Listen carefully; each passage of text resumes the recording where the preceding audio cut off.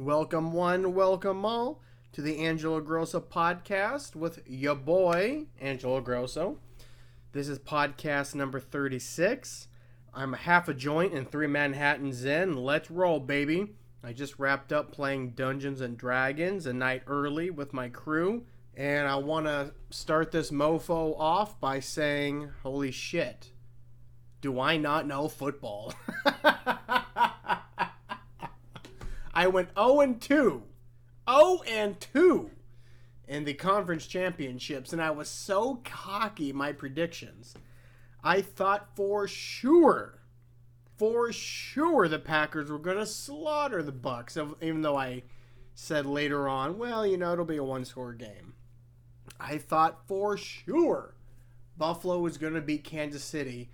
I was less sure about that. However, the fact remains, Tampa Bay upset Green Bay, and Buffalo just did not look that good against Kansas City. And so therefore our Super Bowl is the Chiefs versus the Buccaneers, the first team in NFL history to not only host the Super Bowl, but to have their own team in the Super Bowl. And I believe Tampa Bay is the number 5 seed. Kansas City is the number 1. So the betting odds are Kansas City +3. I think Kansas City will win, but what the fuck do I know? I mean, I lost so bad last week, I have to question my entire sports intelligence. So, anyways, I also want to briefly cover some more of President Joe Biden's executive actions. We are now a couple days in, and don't worry, I'm not going to do this every podcast. I know I spent a lot of time in the previous podcast covering Joe Biden's first day executive actions, but I think we can maybe summarize the important ones going forward. So, on his second day, he did a lot of COVID-19 executive actions. So, I am going to breeze right through these. So, Day 2 executive orders from Joe Biden, our president. Executive order promoting COVID-19 safety in domestic and international travel, pretty self-explanatory. If you're going to travel using public transportation, airports, airplanes, and buses, you're going to have to wear a goddamn mask. Executive order expanding access to COVID-19 treatments. This directs the Secretary of Health to support research on COVID-19 treatments and increase support for critical care and long-term care facilities like nursing homes, which have been the sites hit hardest by the pandemic. Executive order promoting data-driven response to COVID-19.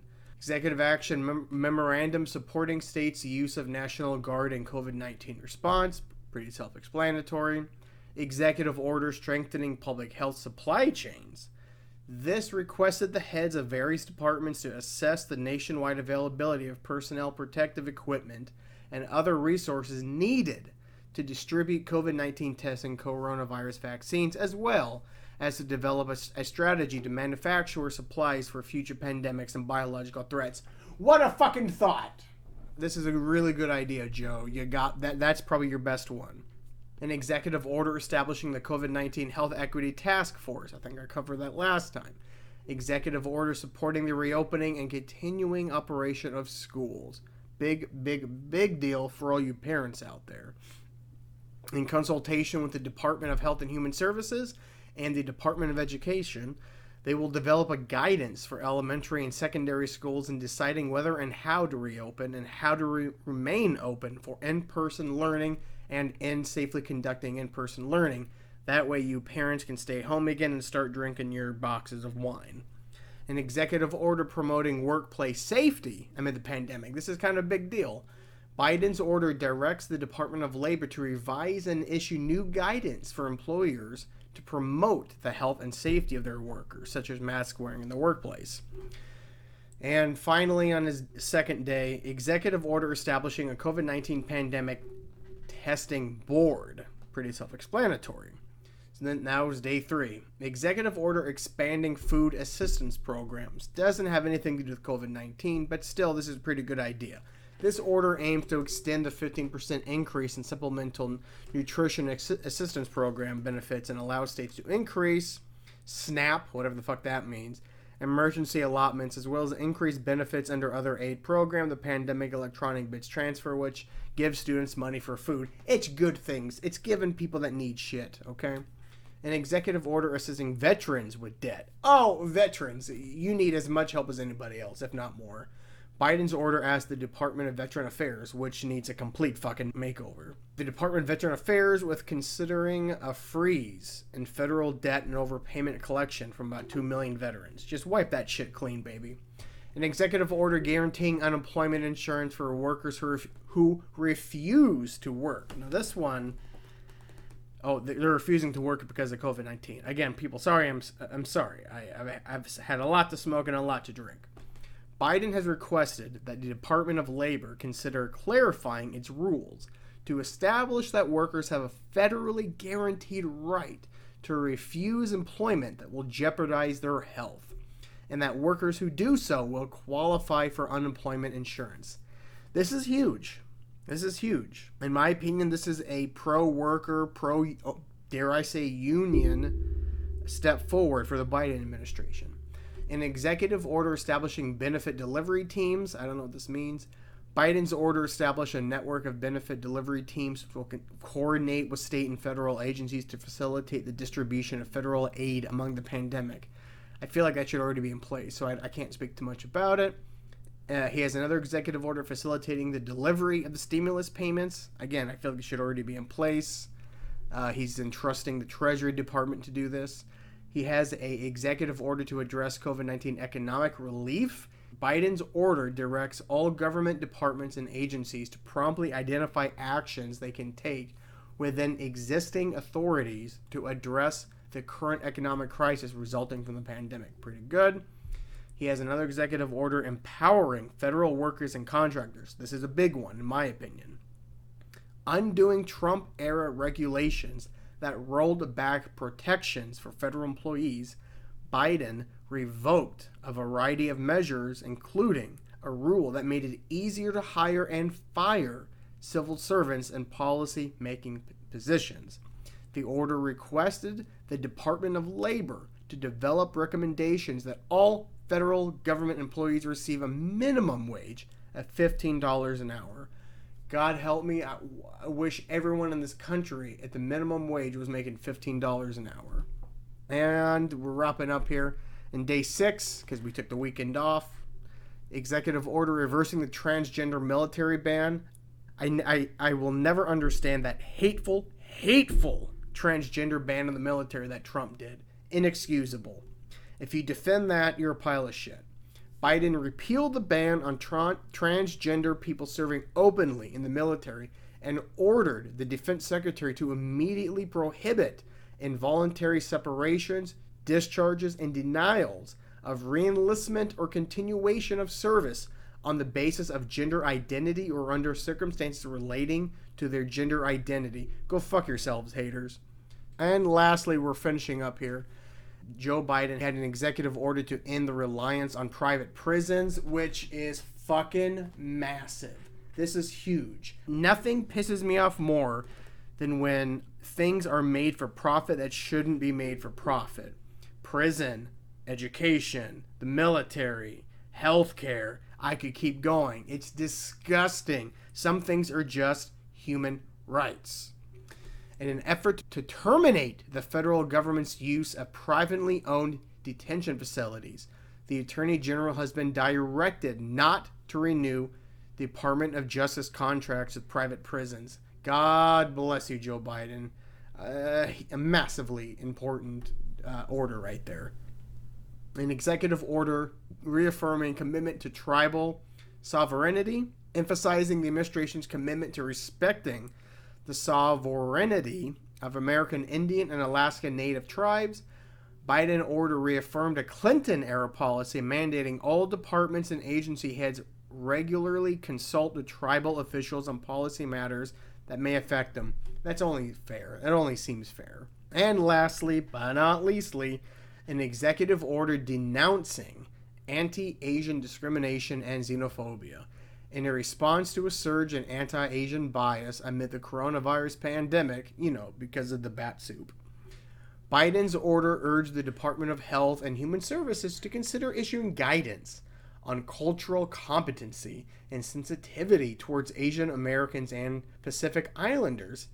Okay, if you think a Pacific Islander is Chinese, you're fucking factated. As part of the nation's COVID-19 response, additionally, the order directed the Attorney General to work to prevent discrimination and hate crimes. I mean, if you see a Chinese person and you yell Wuhan at them, you're a fucking asshole.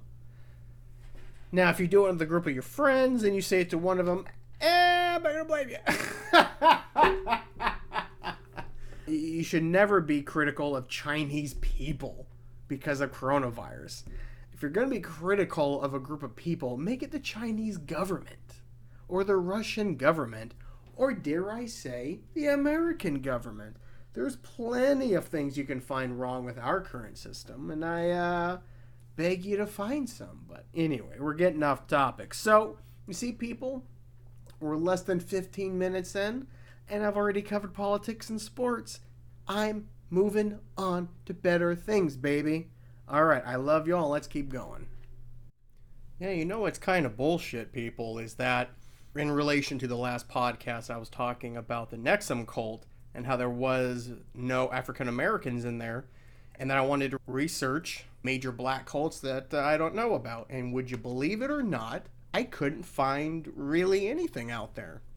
All I found was this religious movement. So I can't really call it a cult because it's, it's the Nation of Yahweh. But, it's a predominantly African-American religious movement that's an offshoot of the Black Hebrew Israelites, which, again, are they really cults or are they just, asshole Christians? Because I know plenty of those, and I would deem that the kind of Christianity that those people are in could be considered a cult, but I'm talking, I want like Jamestown kind of cult or Waco or, the Nexum shit. I want to know if there's any ones that has black people in it. There was a book I started reading a little bit about online, but it wasn't what I was looking for.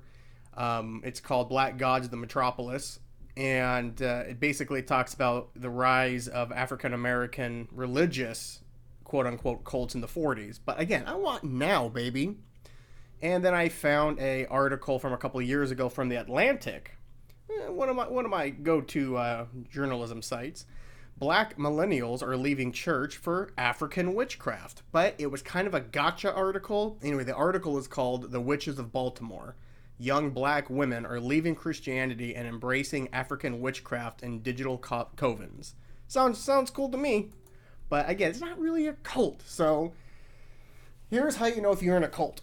If you're in a gathering of group, if you're in a shared ideology and you look around and there's no black people, you're in a cult, baby. If there's no black people, you're in a cult. I'm sorry. All the churches I've ever gone to, it's been somewhat diverse. I went to one pyramid scheme because I didn't know it was a pyramid scheme and I was supporting a buddy and there was a few black people in there. So that's a pyramid scheme, not a cult. But I swear, if I ever go into a meeting room and they're talking about, oh, I have a new, this is a new way of leading your life, and some things kind of sound good, like, some of the messages of Nexum, not entirely wrong. But if I hear that shit and I look around and there's nothing but white people, maybe some Asians and a spattering of people of color, but mostly Hispanic or Indian, not indigenous people Indian, but India from overseas India. What was that old cliche stereotype saying when I was a kid? And whenever you would say Indian, you always had to clarify by saying dot, not feather, or vice versa. And yeah, obviously today, that's not socially acceptable, but you got the job done back in the day. But my point being, if you're in a room and your thing is signing up on something long term and you're not quite sure if it's real and there's no black people around, get the fuck out. Anyway, tonight I am trying a new dank strain and a dank company. It's called Solstice, and it's kind of cool because they give you these little, joint boxes that's reminiscent of a cigarette box. And inside you get 4 of the motherfuckers. And this strain is called Slurricane. Slurricane. I get it, like hurricane, Slurricane. I'm already starting to slur, so it's working. This is a pretty strong indica. I'm about, I would say, 25% of the way through this joint, and I'm feeling pretty good, pretty mellow. So yeah, let's continue. I think this is a pretty light podcast. I don't have anything really planned for, but what we could do then is catch up on some of my journal entries. So let's chug along here, my babies. All right, what do we got here? What animals besides humans farm? Oh yeah, that's when I was watching some nature documentary and they were showing this ant species that technically farms, like agricultural farms. It farms fungus, and I think there was another insect that farmed another insect in the same way that we do cattle. Like, these ants were farming these mites. I don't remember if they're mites, but what they would do was they would protect the mites, so the mites would stay around. And then the ants wouldn't kill them, but they would do something to the mites that would cause the mites to excrete some kind of liquid or something, some byproduct. And that was what the ants wanted. And I guess they would use that to do something with it. I don't remember if it was for food, for protection or some shit. I don't remember. And ants and termites have always been, quote unquote, the smart ones of the insect bunch. And I don't know about termites, but I know ants, they grow fungus and they herd livestock. It's crazy. So I kind of wanted to see what other animals did this. So let's take a look here. The very first animal they bring up, is a fish that farms algae. Oh, nice. Damselfish are one of the most abundant fish on coral reefs across the world, from the Caribbean to Indonesia. Durka. Okay. Ooh, they attack humans. Oh, interesting. They're aggressive. Oh, well, sorry there, buddy. Let's see. Here it is. It seems damselfish turned to farming red algae because they lack the enzymes needed to digest many common algal species. Then it names the algae. Good luck pronouncing that thing. Is easy to digest. It's also less robust than the inedible algal species. It usually competes, meaning it needs protection. Oh, so there you go. The algae gets protected by the fish, and the fish gets a supply of food. Interesting. Okay, what else? Ooh, there's something called the dancing farming crab. That thing looks like a fucking sci-fi monster. What the hell is this thing called? It is a Yeti crab. Oh, whoa, guys, do yourself a favor. Light up a J and type in Yeti crab on Google. Shit looks like it belongs in a monster movie. Yeah, they farm bacteria on their hairy claws. Oh, interesting. What the fuck is up with that? Oh, they hang around those hydrothermal vents off Easter Island? Oh, shit, no wonder. Okay, in 2011, Durka. I don't care about this jabroni doctor. Let's get to the crab. Oh, the bacteria are the crab's main source of food.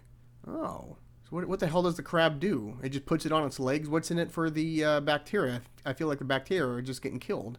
Okay, let's read the whole thing together, people, because it's not making sense to me. Damn you, Slurricane. In 2011, some scientist jabroni confirmed that this crab uses its bristly claws to raise bacteria, which capture energy from the gases released by the seeps in the hydrothermal vents, before grazing on them with its comb-like mouth parts. Ugh. I met some girls that have comb-like mouth parts. He also has demonstrated that the bacteria are the crab's main source of food. So I still don't get it what's in it for the bacteria. Anyway, so there is another animal that does it. Here we go. Here's what I was talking about. Ants that domesticate fungus. Hell yeah, man. And, I got to get off this website. They write a freaking novel for every animal. Let's just get the basics. All right, let's see. Here we go. Ants. Ooh, beetles do it too? Son of a bitch.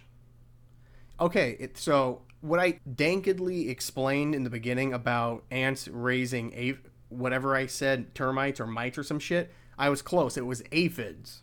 Several ant species herd aphids in much the same way humans keep cattle for milk.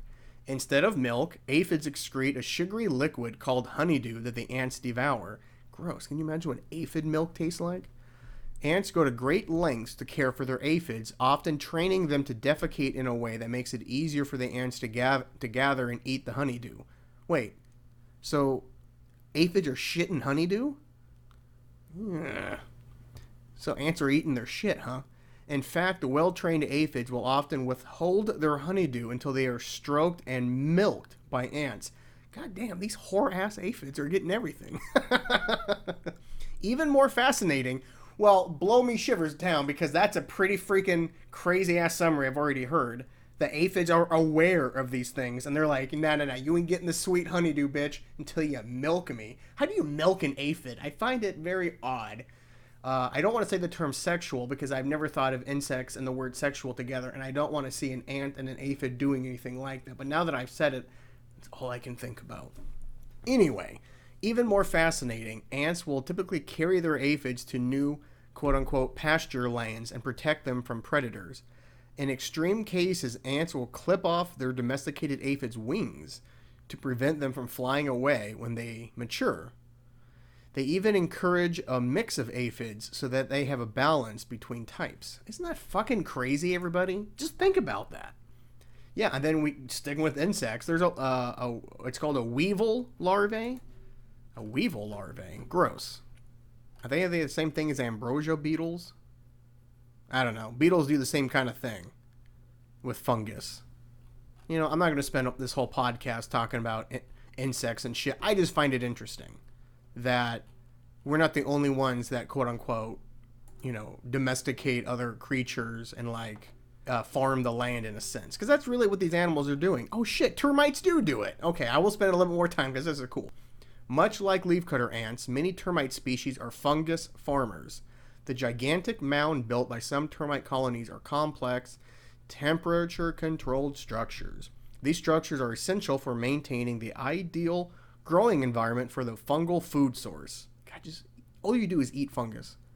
The termites start by chewing the plant material and feeding it to the fungus. The fungus then grows into mushrooms, creating a food source for the termites. Well, I gotcha. I do love mushrooms.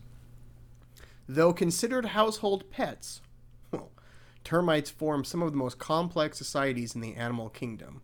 Oh, not pets, pests. God damn you, Slurricane. All right, are we done here? I talked about ants, termites, the fish, the beetles, more ants. What the hell is a marsh periwinkle? Oh shit, snails do it too? Son of a bitch, what the hell do snails do? Oh, fungus again. Man, fungus, you're getting schooled, baby. Jellyfish? Whoa. Spotted jellies grow algae inside their tissue. Oh, gross. And the Yeti crab. Yeah, so there you go. Nothing crazy in terms of like, you know, a chimpanzee or an elephant or something. That would be pretty crazy if scientists find like a bunch of chimps like growing corn and shit. You'd be like, oh my god, this is fucking huge. And then they look behind them and the chimps are like riding horses and like raising, what are those little fucking big ass rodents, kookaburras and shit. That'd be crazy. I mean, that's how you get Planet of the Apes. But they're not talking yet. You know what? Delete the horse thing. I don't want them riding horses. I don't want to see another animal on a horse. No, that's too scary. Well, I mean, can you imagine a bear riding a horse? Good God. You might as well just kill yourself. I ain't going near that thing. Whew. But yeah, it's pretty crazy, guys. We're not the only ones that do this. In fact, those fucking ants have a whole system. Before you step on an ant next time, just remember, yeah, they're more intelligent. They're more higher level of an intelligence that you give them credit for. It's easy to look at an insect and be like, go fuck that thing, and then you step on it.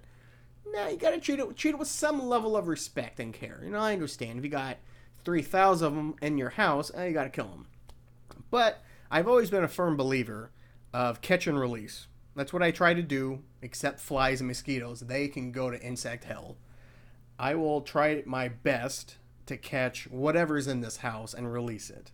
LaFonda, you would think, would give me a hard time, but she is the worst cat in the sense of hunting. There has been like moths and flies, any insect that flies, and she'll just watch it. And occasionally she'll try to do something, but she's constantly getting outsmarted. So then you think, well, obviously, Angela, she has to be able to catch something on the ground. Nope. No, she just watches it. Occasionally, she'll go near it and inspect it and then just walk away. If the house is up to her, it'd be littered with other animals and she could give a fuck. Love that cat, though. But yeah, my point is what I try to do is I try to catch and then I let it go outside. And I know the whole belief is, well, it's just going to end up back in the house. I have never seen a repeat offender that I'm aware of in this house. Spiders, I catch them and I literally throw them out of my yard. They're not going to die. Spiders can be thrown. You're fine. It's not coming back in the house. There's no way. I caught a beetle. I think it was a beetle. It was a creepy looking insect in my bathtub. Caught it, threw it out in the front yard. You got to throw it a little ways. I mean, if you just drop it on your front step, well, of course, it's probably going to come back in. You got to heave that motherfucker, you know. And you know what? If it's a slug. No, I've never had a slug in the house. But what I do, if I see a slug on my walkway, I'm not a big fan of my neighbor. What I like to do is take that slug, look around, and kind of just Kareem Abdul-Jabbar hookshot that motherfucker over my neighbor's yard, because fuck them. Yeah. So yeah, Animals Farm. I think I just blew y'all's mind, but let's continue here. All right, let's see what else we got in here. Oh, great. We can add 2 more songs to the new national anthem that I would put in effect if I was president. Now, to recap, everybody, I'm kind of sick and tired of America's national anthem. It's not only old and outdated, it's just a little bit out of touch. You know what I'm saying? And I understand the old-timers saying, well, it's tradition, you can't change it, it's sacred tradition. Ugh. You know, that's the problem with tradition, is that it's just dead people's baggage. They should play that when it's really important. Like, I don't know, soldiers coming home from a war that matters, or a bunch of immigrants becoming citizens, or something that's important. We shouldn't play it before a fucking college football game, or a Little League baseball game, or before the national hot dog eating contest, or any of that bullshit. That's when you want to have a fun song. And to me, classic rock and yacht rock is where it's at. Now, in Angelo Rants prior, I have talked about Bob Seger songs. I've talked about AC/DC, Robert Palmer, and now we can add, Bruce Springsteen's another one, but now we can add 2 more songs, and really, you can add most top 20 hits that ZZ Top has ever had on that list as well, but I specifically want to hear Got Me Under Pressure, because that song is a dank song. And it's a little risque. They talk about cocaine and stuff in there, but you know what? That's America, baby. That's America. And plus the song is short. There's not a lot of words to the song, and a lot of it's repeating. But here's the best part. She likes the art museum. She don't like Pavlov's dog. That lyric, you think about that one. She's fun at the Mind Museum. She likes it in a London fog. Oh, think about that one. She don't like other women. She likes whips and change. Oh shit, maybe Rihanna heard this song first. She likes cocaine and flipping out with Great Danes. Okay, that makes no sense. She's about all I can handle. It's too much for my brain. Perfectly encompasses America. So yeah, do yourself a favor. After you're done Googling Yeti crabs, take yourself a Google of the ZZ Top, Got Me Under Pressure, and you tell me you don't feel patriotic after hearing that song. The other one is by my boy, Steve Perry, lead singer from Journey. Oh, Sherry. Oh, is there a better beginning of a song when it's dead silence and then you hear Steve Perry out of nowhere? Should have been gone! It took me probably 30 years of my life to actually look up what he was saying, because it sounds like it's some medieval war chant. What he's actually saying is, you should have been gone. You should have been gone. But, you had to look that shit up, because, it doesn't make sense most of the time when you're listening to it. At least it didn't to me. And it's got one of the best guitar hooks, some of the best lyrics, and, you could just say America is Sherry in this scenario. So anyway, I mean, just listen to this. Listen to the song. You should have been gone, knowing how I made you feel, and I should have been gone after all your words of steel. Oh, I must have been a dreamer, and I must have been someone else, and we should have been over. Oh, heartbreaking. Heartbreaking. Oh, it's a great song, man. And we've all felt like that with somebody else. Sometimes we may feel that about our own country. Dare I say, ourselves. And then you hear the chorus, a very famous one. And then it comes back with, oh, I want to let go. You'll go on hurting me. You'd be better off alone if I'm not who you thought I'd be. But you know what? But you know that there's a fever. Always with the fever. See, this is why you gotta love 80s and 70s rock. They're always talking about fevers. Everyone's got a fever. Anyway. But you know that there's a fever. Oh, that you'll never find nowhere else. Can't you feel it burning on? And then he comes on. Oh, Sherry, I would love. You know what? I that's the one thing I do miss in this pandemic is karaoke. I love nothing more than getting a little tuned up, thinking that I got the song down, think I got my vocal cords warmed up, thinking, you know what? It's in your stomach. You gotta, if you're gonna hit those high notes, you really gotta work out your breathing technique. All this makes sense as I'm walking up to the stage. But the minute I grab that microphone and I see the song I'm singing, all of the analysis and preparation goes out the window, and I just want to fucking rock.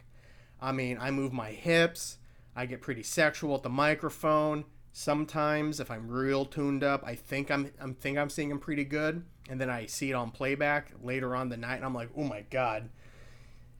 There are clips of me singing karaoke. And I wouldn't even call it singing. It's more like butchering. It sounds like you turn on a car and there's an animal in the radiator. You know, it just sounds awful. I do sound better than Yoko Ono, though. Fucking dad joke.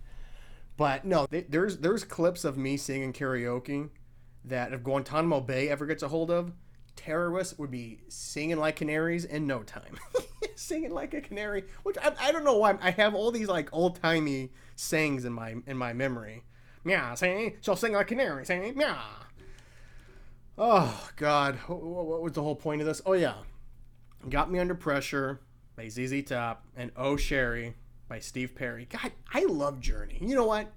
All of Journey is in the national anthem, and I would also throw in Foreigner and the band that sang Jukebox Hero. God, you know what? That's another fucking song that's gonna make the grade. Jukebox Hero. Who sings that? Foreigner. I just said it. Son of a bitch, Angelo. I mean, you guys, you're gonna have, if you listen to my recommendations, you're gonna have a dank playlist tonight. Oh, and just listen to the beginning of the Jukebox Hero, and you know that's a slow beat because you got the synthesizer drum. Boo boo boo boo boo boo boo boo boo, and then it's a slow build, and then you hear the opening lyric, standing in the rain with its head hung low, and then it just paints you a picture right away, and it's just primo 80s music. It is from the 80s, right? 81. Hell yeah. Okay, I think we've spent far too long on a bunch of songs that no one under the age of 30 has probably ever heard before. Well, let's continue on here. Conspiracy, I heard. Oh, great, another one.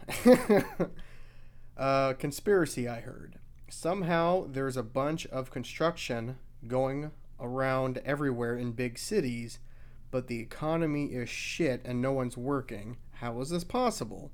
I think a lot of international people are buying shit here to sell after the eventual crash that's going to happen in a year or two. Crikey, that's depressing.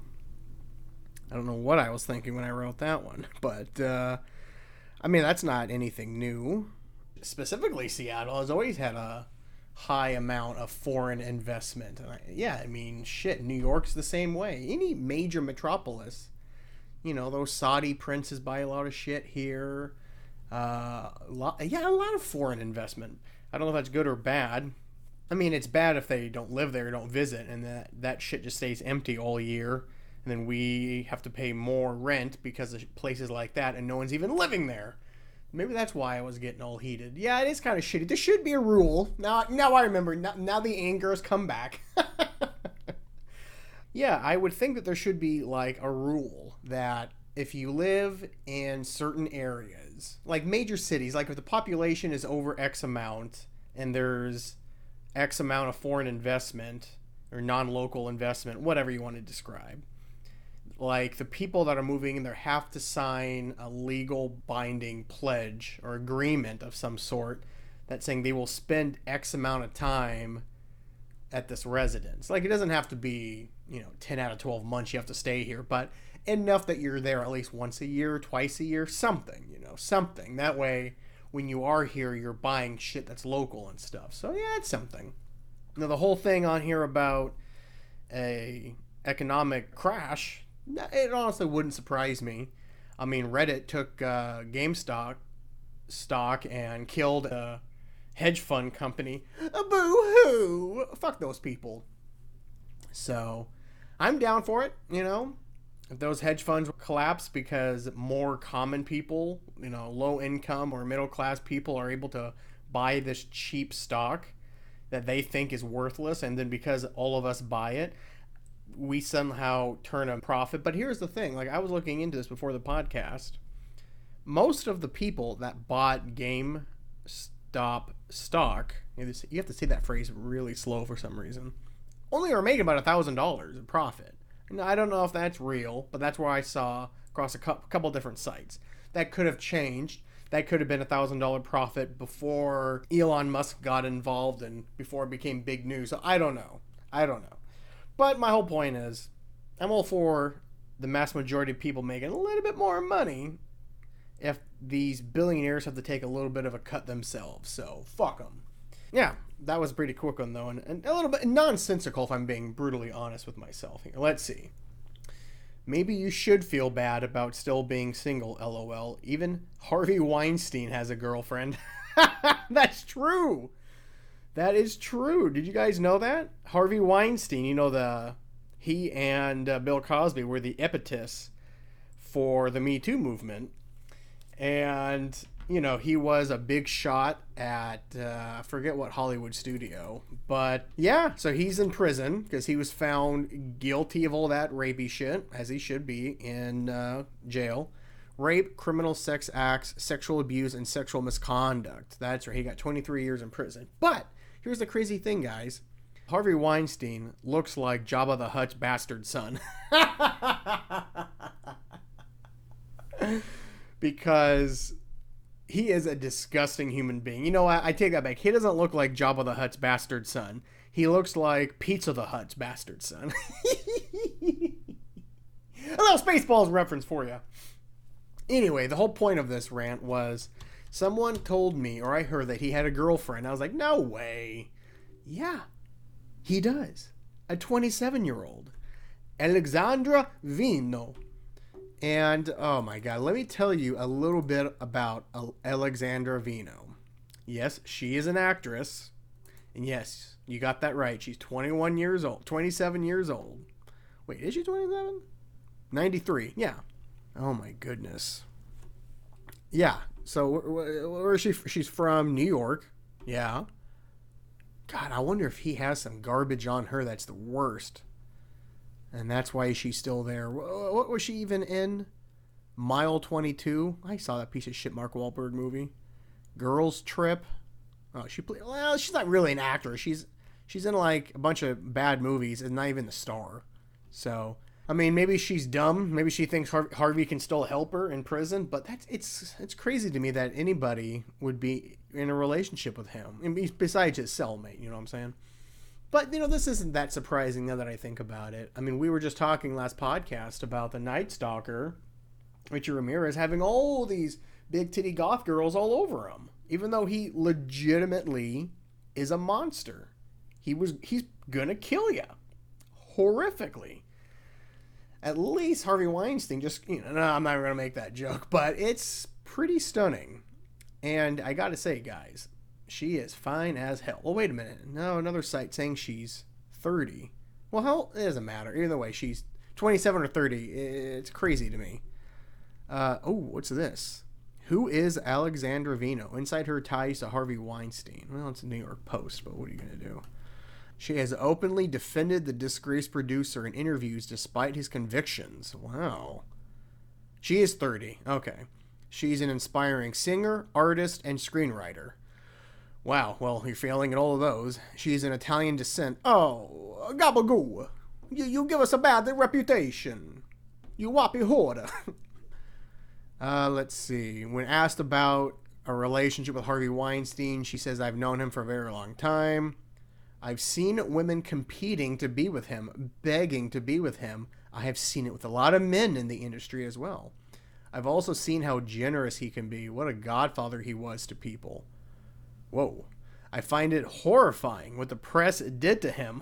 Yeah, the press was the villain here, bitch. And I think there was an agenda. Yeah, to prosecute a rapist. Fuck me, right? I'm all for women's rights and the women's movement. Obviously you're not, bitch. Obviously you're not. But can't we give women equal pay and equal rights without killing men? What the fuck is this crazy cunt talking about?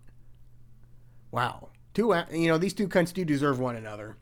Whatever. The point being, it's pretty crazy to be a single guy right now when a convicted rapist, sexual abuse, sexual misconduct, all that shit is in prison and he's getting some hot Italian clam. Gross. Oh, gross. But yeah, I'm single and yet Harvey Weinstein's got bitches falling over heels for him. Insanity. I tell you what though, the girls that I have been talking to on these dating apps, I think I cover this every now and then, but I was talking to 3 of them the past week and a half. 2 of them turned out they wanted me to join some app or website, and it was all for like, I don't know if it was prostitution or like just a more disorganized version of prostitution. I don't know, but I'm not going to download a weird app that is just straight porno and have some stranger come over to the house. It ain't happening. I haven't reached that point yet. Give me a couple weeks. No. No. Yeah, one I'm talking to, but I think it's a fishy account because I just got a bad vibe. So I'm not really feeling anything in that department these days, but I'm not rushing shit, But I got to tell you, it would be nice to have someone to go on jogging with or have fun with, do something. But I'm not risking my good name out there just for a quick bang, you know what I'm saying? But anyway, I think we have covered enough from Angelo's journal. Count yourselves lucky, my lovely listeners. I didn't even get a chance to talk about the movie marathon that I was doing earlier, but I'll catch that up on another podcast. But I'll have to wrap this up. I gotta say, that's a pretty damn good podcast we just finished. One of the better ones, I feel. I feel like it right now. A lot of the times I feel like this, listeners, and then I start to edit it, and I think to myself, this is hot garbage. I remember really liking this podcast the other day. Now it's such a toil. It's such a chore to edit this, but I feel good about this one. This one feels different. Last thing I want to get across to y'all is I hope y'all stay vigilant with the COVID-19 precautions. I hope y'all get your vaccines and whatnot. Personally, I'm not going to get vaccinated until I feel good enough that the frontline people get it, the old people get it, the sick fuckos get it, people that need it, that get it. I don't think I'm in that high risk category. I don't think I'm even at a risk category, but technically we're all at risk. But you know what I'm saying? I'm, down at the totem pole of people that need the vaccine like an emergency. But, we have these different variants floating around now, and we still have thousands of people dying every day. So it doesn't really look like it's going to stop anytime soon. I think the only hope really is that the vaccine starts to spread a little bit. And as far as I know, the vaccine works with the variant. So that's a positive sign. But, I still think you can still see friends and family. You just have to be smart about it.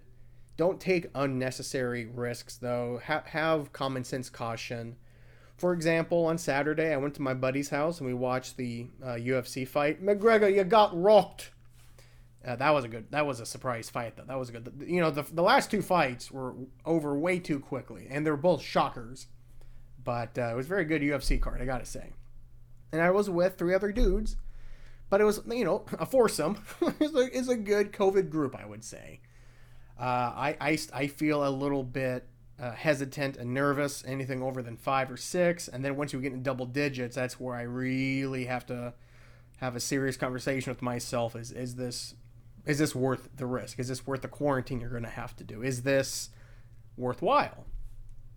And only once during quarantine was it worth the risk. So, and that was New Year's. But I got to say, it felt good seeing some friends to catch up a little bit, even though we talk every day on the phone and through text and whatnot. But it's not the same, you know?